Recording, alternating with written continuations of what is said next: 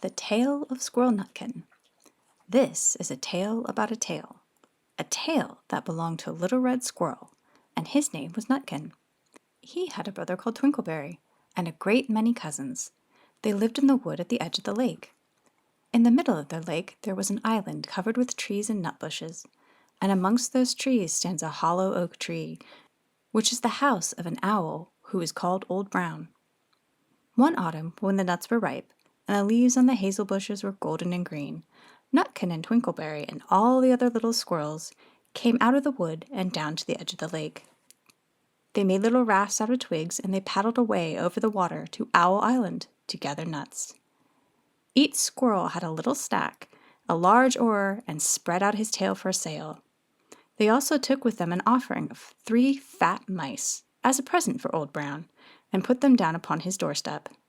Then Twinkleberry and the other little squirrels each made a low bow and said politely, "Old Mr. Brown, will you favor us with permission to gather nuts upon your island?" But Nutkin was excessively impertinent in his manners. He bobbed up and down like a little red cherry, singing, riddle me, root toot toot, a little wee man in a red, red coat, a staff in his hand and a stone in his throat. If you'll tell me this riddle, I'll give you a groat." Now this riddle is as old as the hills. Mr. Brown paid no attention whatever to Nutkin. He shut his eyes absently and went to sleep. The squirrels filled their little sacks with nuts and sailed away home in the evening.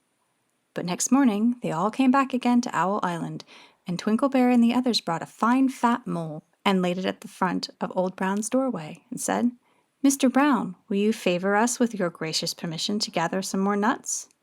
But Nutkin, who had no respect, began to dance up and down, tickling old Mr. Brown with a nettle and singing, "Old Mr. B, riddle me ree, hitty-pitty within the wall, hitty-pitty without the wall. If you touch hitty-pitty will bite you." Mr. Brown woke up suddenly and carried the mole into the house. He shut the door in Nutkin's face.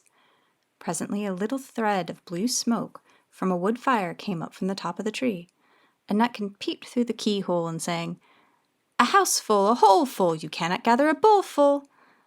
The squirrels searched for nuts all over the island and filled their little sacks. But Nutkin gathered oak apples, yellow and scarlet, and sat upon a beech stump playing marbles and watching the door for old Mr. Brown. On the 3rd day the squirrels got up very early and went fishing. They caught 7 fat minnows as a present for Old Brown. They paddled over the lake and landed under a crooked chestnut tree on Owl Island.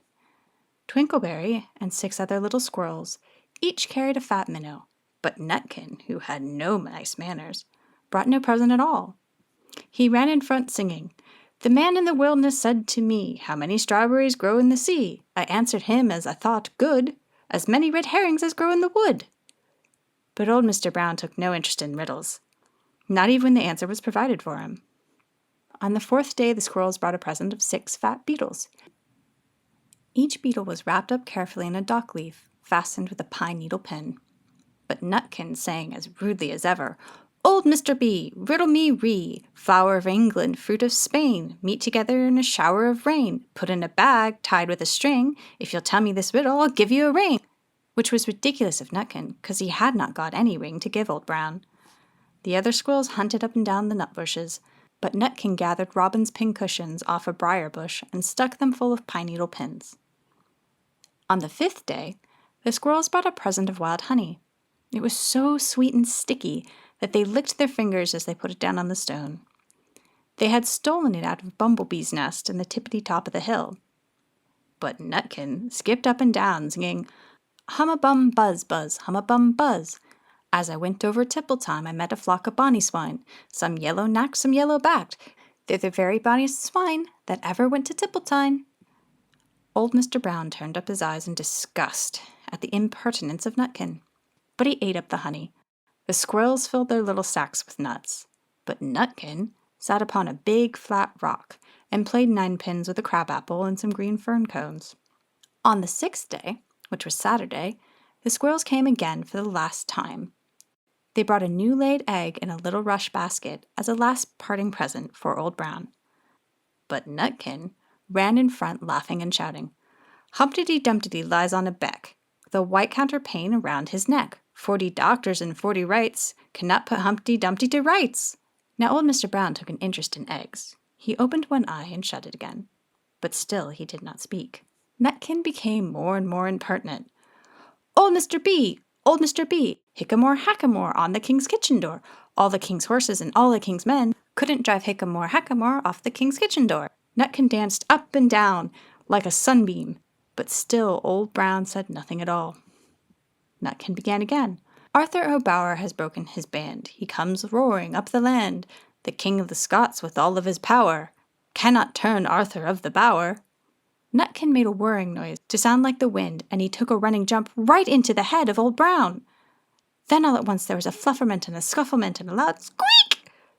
The other squirrels scattered away into the bushes. When they came back, very cautiously, peeping around the tree, there was Old Brown sitting on his doorstep, quite still, with his eyes closed as if nothing happened. But Nutkin was in his waistcoat pocket. This looks like the end of the story, but it isn't. Old Brown carried Nutkin into his house and held him up by the tail, intending to skin him, but Nutkin pulled so very hard that his tail broke in two, and he dashed up the staircase and escaped out the attic window. And to this day, if you meet Nutkin in a tree and ask him a riddle, he will throw sticks at you and stamp his feet and scold and shout.